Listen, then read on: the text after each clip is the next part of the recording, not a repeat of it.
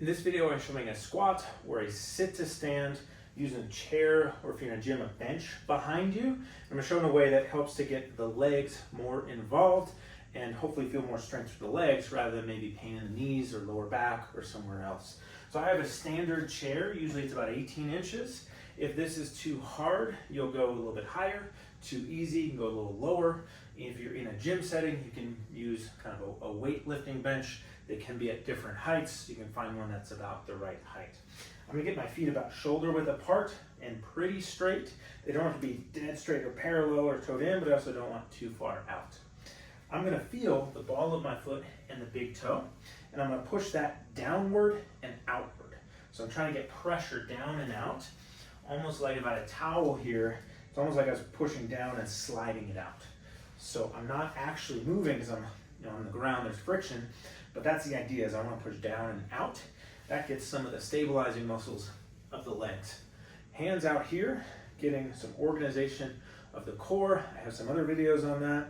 And I'm going to come down slow, pressing down and out, nice and gentle, upright, and then to come up, down and out,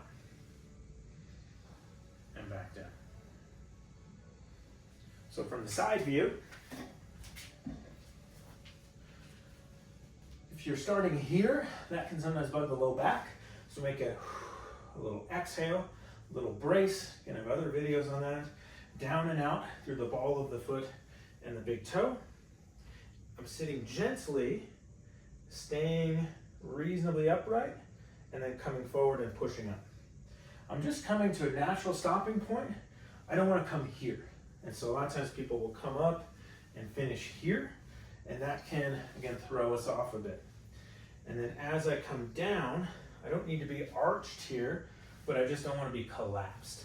So I'm just keeping this same posture through my torso, and I'm allowing the legs to do the work. Pushing down helps keep the legs, because my back cannot push down, it can only push forward. So getting down and out here, nice and slow and controlled.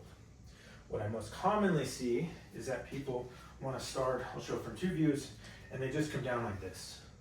And so their knees lead and often drop in, and that can potentially be uncomfortable or painful, or we're just not using all the muscles that we could potentially use to have a more effective and more comfortable exercise. So I'm thinking about getting my butt to the back of the chair rather than just kind of sitting down like that. That changes the whole kind of thing. It's hard for me to push down and out in this knee position. So I'm gonna get feet kind of flat. They can be underneath me a bit, not too far out there.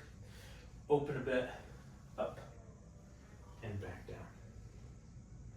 So if you're struggling with how it feels to sit, stand up, do squats, give that a shot, see if you feel a little more in the legs.